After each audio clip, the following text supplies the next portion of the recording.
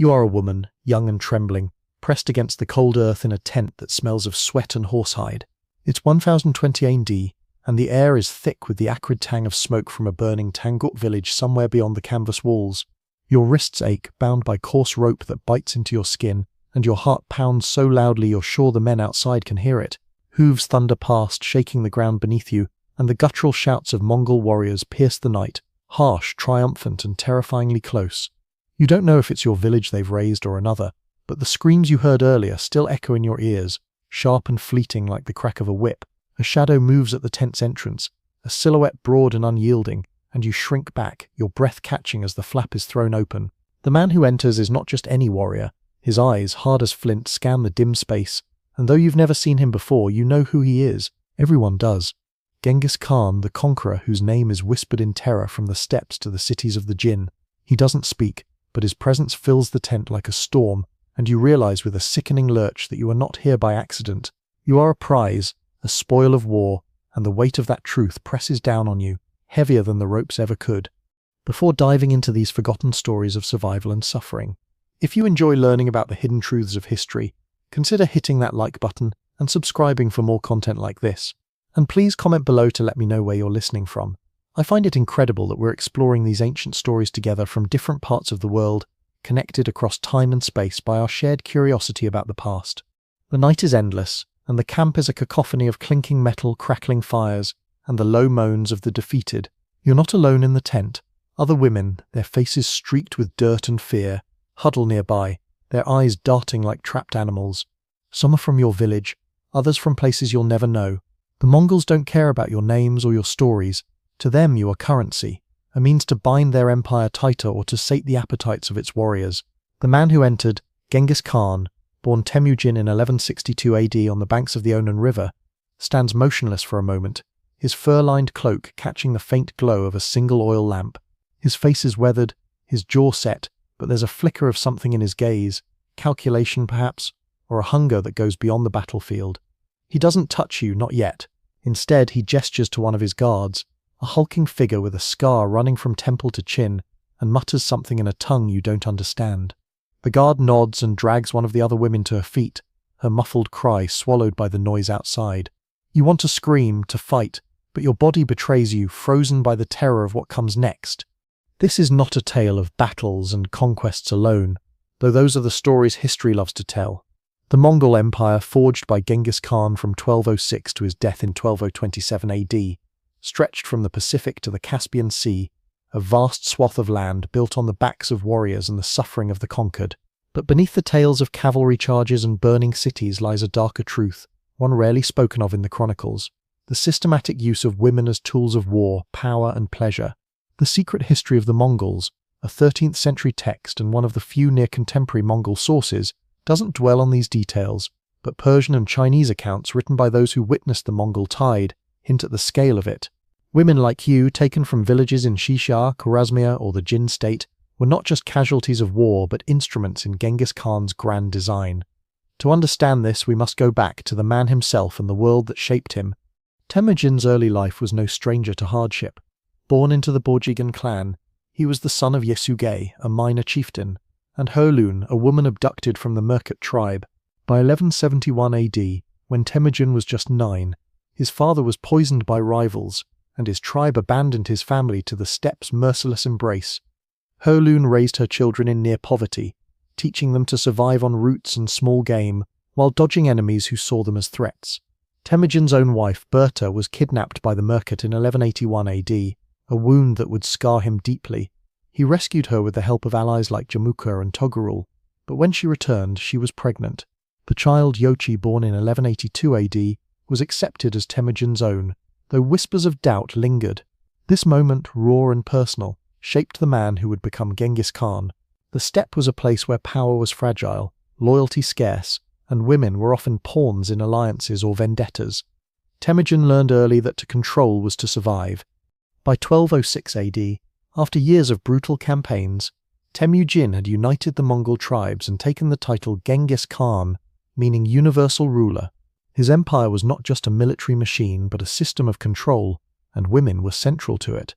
The Mongols, nomadic and pragmatic, saw marriage and concubinage as tools to bind tribes and secure loyalty. Genghis had 4 principal wives, Buter, Kulan, Yesui, and Yesugan, each overseeing a camp or ordo within his massive harem. Historians like Basanjov Terbish, in his 2023 book, Sex in the Land of Genghis Khan, estimate that Genghis's harem numbered around 500 women, though only 44 were officially recorded as wives or concubines.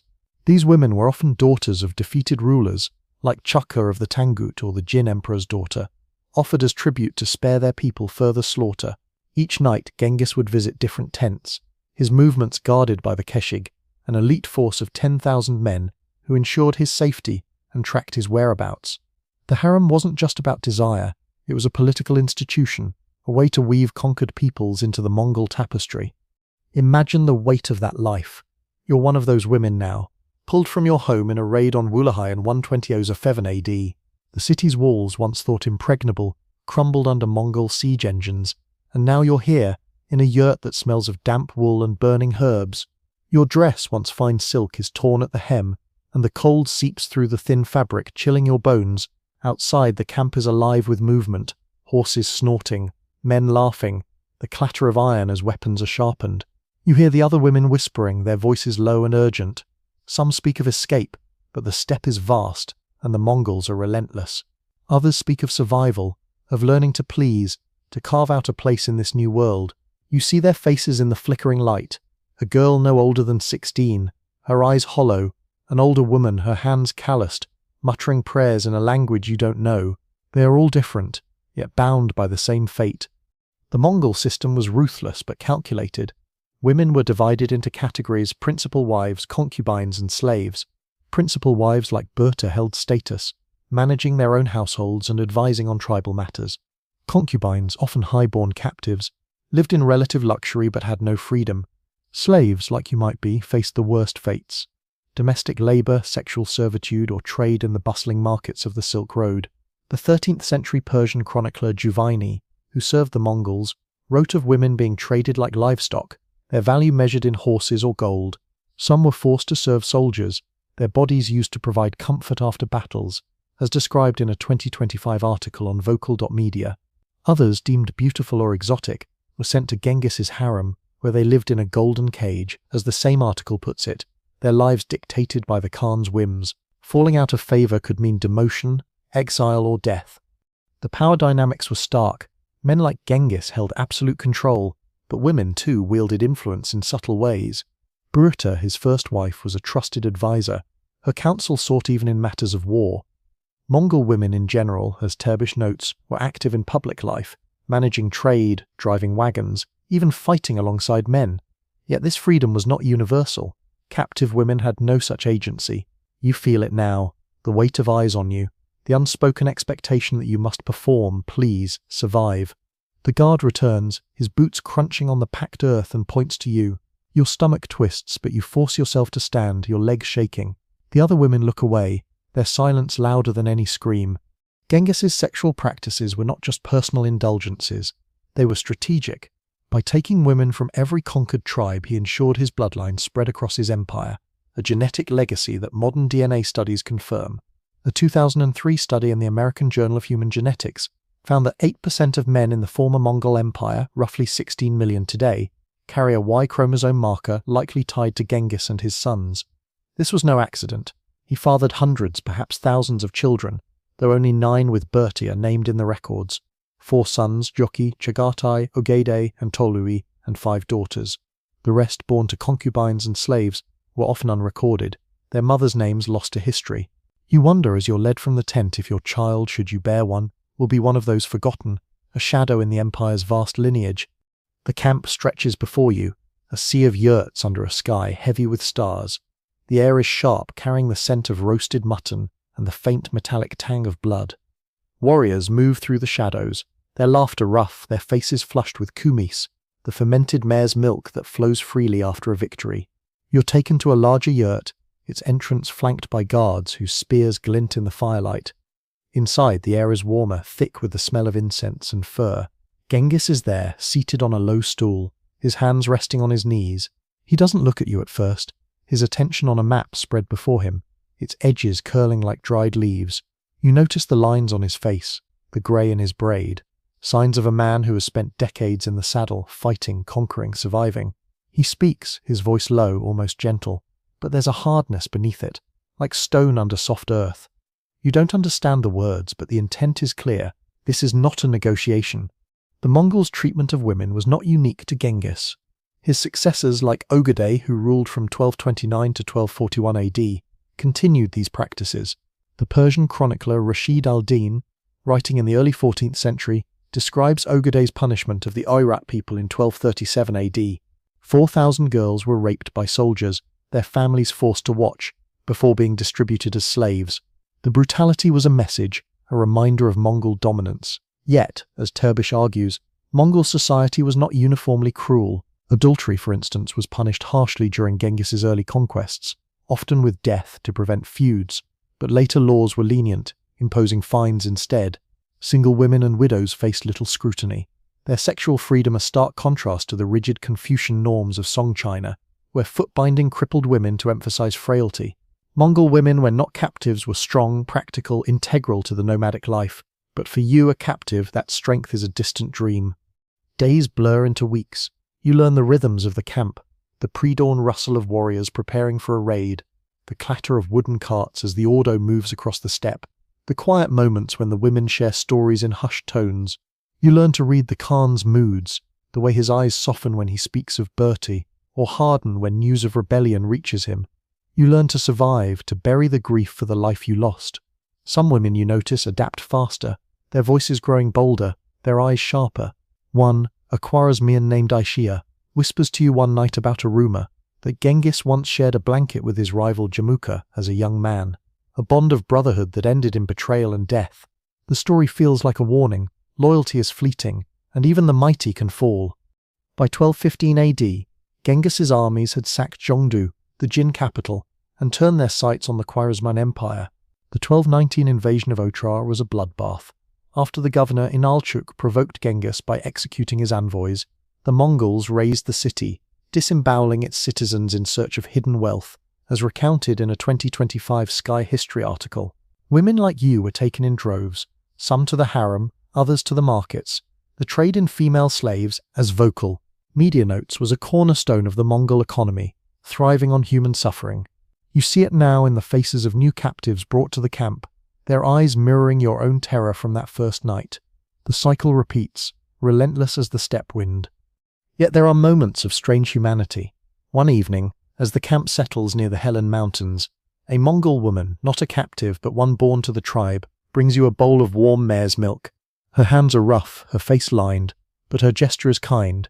She says nothing, but her presence feels like a tether to something softer, something the conquests haven't crushed. You learn her name is Kulan, a minor wife, and she teaches you a few words in Mongol, her voice patient. These moments are rare, but they keep you from breaking entirely.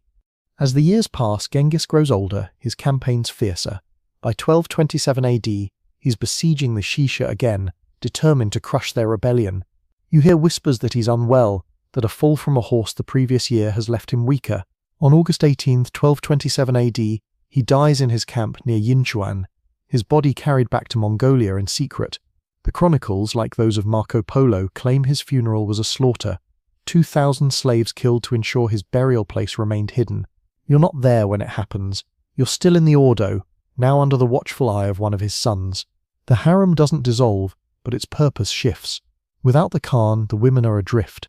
Some forgotten, others traded to new masters. You wonder if you'll ever see your home again, or if the steppe will claim you as it has so many others. The legacy of Genghis Khan's sexual practices is not just in the children he fathered or the women he claimed. It's in the silence of the chronicles, the stories left unwritten. The secret history of the Mongols glorifies his conquests but glosses over the human cost. Persian and Chinese sources like Juvaini and Rashid al-Din offer glimpses of the truth, but even they are filtered through the lens of their own agendas. Today, the echoes of that suffering linger, not in history books but in the DNA of millions, in the stories of women whose names were never recorded. You, the woman in the tent, are one of them. Your life a thread in the vast tapestry of an empire built on blood and ambition. As the firelight fades and the camp grows quiet, you sit alone, the ropes long gone but their weight still heavy on your wrists. The stars above are cold, indifferent, and the steppe stretches endlessly before you.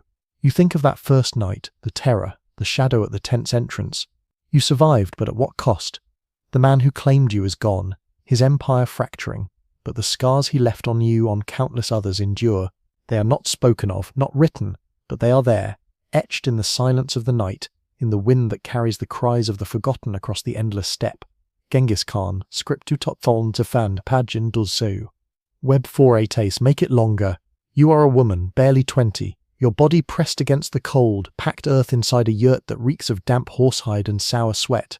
It's Pavsam the 1 AD, somewhere on the windswept plains of the Jisha kingdom, and the night is alive with terror. The air stings your lungs, heavy with the choking smoke of a village, maybe yours burning beyond the canvas walls. Your wrists burn, bound by ropes that dig into your flesh like teeth, and your pulse hammers in your ears, drowning out the distant wails of the defeated. Hooves pound the ground outside, a relentless drumbeat, and the guttural laughter of Mongol warriors slices through the dark, sharp as a blade. You try to shrink into the shadows, but there's nowhere to hide. The tent flap rips open and a figure steps inside, his silhouette broad and unyielding against the firelight. His eyes, cold as the steppe winter, lock onto you, and though you've never seen him before, you know him. Everyone does. Genghis Khan, born Temujin in 1162 AD. The man whose name is a curse whispered from the Gobi to the Jin cities. His presence is a weight, a storm trapped in human form, and as he steps closer, the truth crashes over you. You are not here by chance. You are a spoil of war, a living trophy, and the ropes binding you are nothing compared to the chains of his will. Before diving into these forgotten stories of survival and suffering, if you enjoy learning about the hidden truths of history, consider hitting that like button and subscribing for more content like this. And please comment below to let me know where you're listening from. I find it incredible that we're exploring these ancient stories together from different parts of the world, connected across time and space by our shared curiosity about the past. The camp outside is a living beast, its pulse made of clinking iron, crackling fires, and the low moans of those who've lost everything. You're not alone in the yurt. Other women huddle nearby, their faces pale and streaked with ash, their eyes darting like cornered deer. Some are from your village, their familiar features twisted by fear. Others are strangers, their origins as distant as the stars above. The Mongols don't care who you were. A farmer's daughter, a merchant's wife, a noble's sister. To them you are chattel, a means to cement alliances, sate desires, or fill the coffers of their empire. Genghis stands still for a moment, his fur-lined cloak catching the dim flicker of an oil lamp. His face is a map of scars and weathered lines, his braid streaked with grey, but his gaze is sharp, calculating. There's a hunger in it, not just for flesh but for power, for the threads that bind his empire together. He murmurs something to a guard, a towering man with a face carved by a jagged scar, and the guard seizes a woman from the corner. Her cry is brief, choked off as she's dragged into the night. You want to scream, to claw at the earth, but your body is a traitor, frozen by the weight of what's to come. This is not just a story of conquest, though the chronicles love to sing of Genghis Khan's battles, his cavalry thundering across the steppe, his armies toppling cities like Zhongdu in 1215 AD or Samarkand in 1220 AD. The Mongol Empire, forged from 1206 to his death in 1227 AD, was a colossus, stretching from the Sea of Japan to the Caspian, built on blood and ambition. But beneath the tales of swords and siege engines lies a shadow history, one the scribes barely touched. The secret history of the Mongols, written in the 13th century, glorifies the Khan's triumphs but skims over the human cost, especially for women. Persian chroniclers like Javaini and Rashid al-Din, writing in the 13th and 14th centuries, offer glimpses of the truth, as do Chinese records from the Jin and Song dynasties. Women like you, torn from homes in Shishia, Khwarezmia, or the Kipchak steppes, were not mere collateral damage. You were tools in a vast machine, used to bind tribes, reward warriors, and ensure the Khan's legacy. To understand this, we must trace the path of the man who became a myth, and the world that shaped him. Temujin's life began in hardship. Born in 1162 AD, on the banks of the Onon River to Yasuge, a minor chieftain of the Borjigan clan, and Hoelun, a woman stolen from the Merkit tribe. By 1171 AD, when he was 9, his father was poisoned by Tatar rivals, and his tribe abandoned his family to the steppe's cruelty. Hoelun raised her children on wild roots and small game, teaching Temujin to endure hunger and evade enemies who saw him as a threat. The steppe was a brutal school where loyalty was fleeting and power was won through strength or cunning. In 1181 AD, Temujin's young wife, Berte, was kidnapped by the Merkit, a wound that cut deeper than any blade. He rescued her with allies like Jamukha and Toghrul, but she returned pregnant. The child, Yochi, born in 1182 AD, was raised as his own, though whispers of doubt haunted their bond. This betrayal shaped Temujin's view of the world. Trust was a luxury, and control was survival. By 1206 AD, after years of warfare and betrayal, killing his half-brother Bekta, defeating Jamukha, and crushing the Naiman, he united the Mongol tribes and took the title Genghis Khan, universal ruler. His empire was a machine of conquest, but it was also a system of control, and women were its unseen gears. The Mongols, nomadic and pragmatic, used marriage and concubinage to forge alliances and subdue enemies. Genghis had 4 principal wives, Berta, Kulan, Yesui, and Yesogan, each managing an ordo, a mobile camp that was both household and political hub. His harem, as historian Barzanjav Terbish notes in his 2023 book Sex in the Land of Genghis Khan, may have numbered 500 women, though only 44 were recorded as wives or concubines. These women were often high-born captives like Chaka, daughter of the Tangut king, or the Jin emperor's sister, offered as tribute to spare their people. Each night Genghis moved between tents, his visits guarded by the Keshig, an elite force of 10,000 who tracked his every step. The harem was no mere indulgence, it was a political tool, binding conquered tribes to the Mongol yoke through blood and obligation.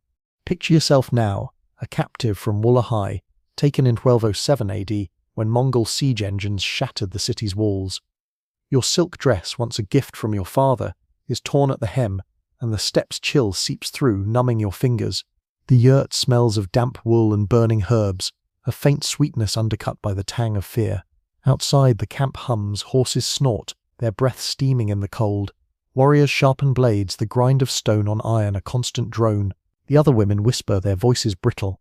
A girl, barely 16, clutches her knees, her eyes empty.